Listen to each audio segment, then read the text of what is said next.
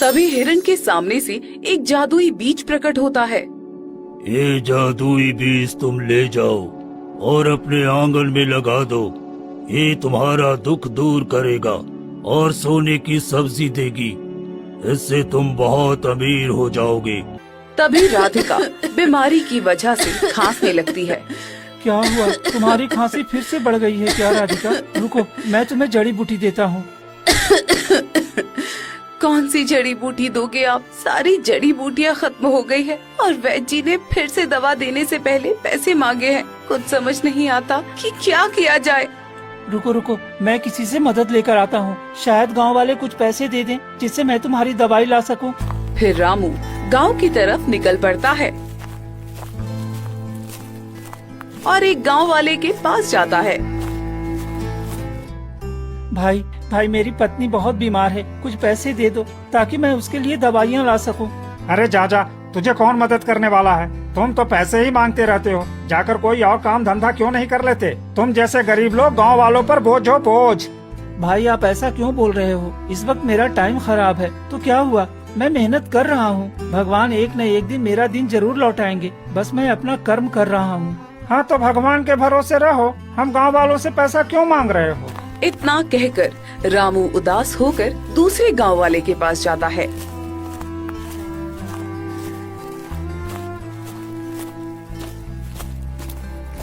भाई मेरी पत्नी बहुत बीमार है, कुछ पैसे दे दो ताकि मैं उसकी दवाई ला सकूं।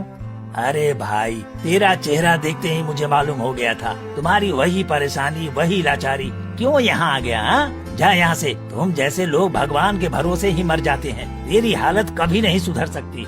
हरिलाल भाई, आप लोग मुझे देखकर क्यों मजाक बनाते रहते हो? मेरी किस्मत ही खराब है तो मैं क्या कर सकता हूँ? फिर भी मैं कोशिश करता हूँ अच्छा करने की, मगर हर बार कोई न कोई परेशानी आ जाती है। फिर रामू कई गांव वालों के पास जाता है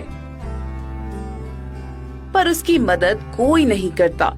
रामू उदास होकर घर लौटता है और मन ही मन सोचता है, मैं और मेरी फूटी किस्मत, लगता है कभी मेरा पीछा नहीं छोड़ने वाला।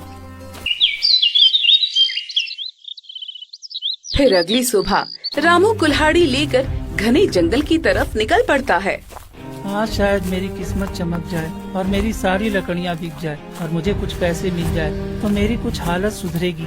आज थोड़ा अंदर जंगल में जाऊंगा तो शायद कुछ ज्यादा लकड़ी मिले। रामू रोज की अपेक्षा आज थोड़ा जंगल के अंदर जाता है और लकड़ियाँ काटने लगता है। तभी एक रहस्यमयी आवाज आती है। आओ मेरे पास आओ, मैं तेरा किस्मत बदल दूंगा। अरे ये जंगल में ये आवाज कैसी? पहले तो कभी मैंने ये आवाज नहीं सुनी। मुझे जाकर देखना चाहिए, आखिर ये आवाज कहाँ से आ रही है। फिर रामू डरते हुए आवाज के पीछे जाता है और एक पेड़ के पास पहुँचता है। अरे ये तो एक पेड़ से आवाज आ रही है, पर यहाँ कोई दिखाई क्यों नहीं दे रहा? रामू, मैं तुम्हारा कब से इंतजार कर रहा था। तुम यहाँ आने में बहुत समय लगा दिए हो। तुम कौन हो और मेरा नाम कैसे जानते हो? तुमने कई साल पहले एक मरे हुए हिरण का अंतिम संस्कार किया था।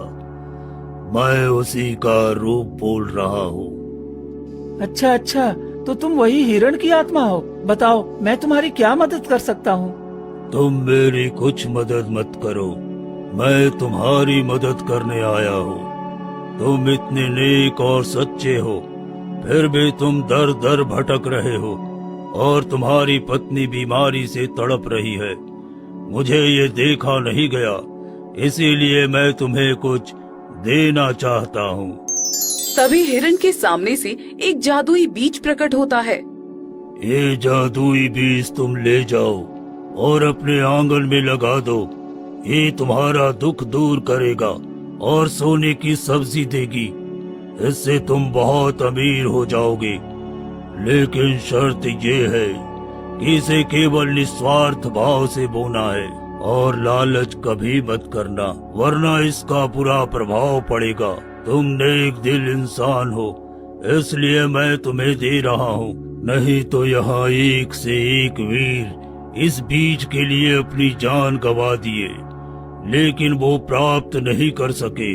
ठीक है, आपने मेरे लिए इतना कुछ सोचा, यही आपका बहुत बड़ा एहसान है। फिर रामू वो बीज लेकर घर आता है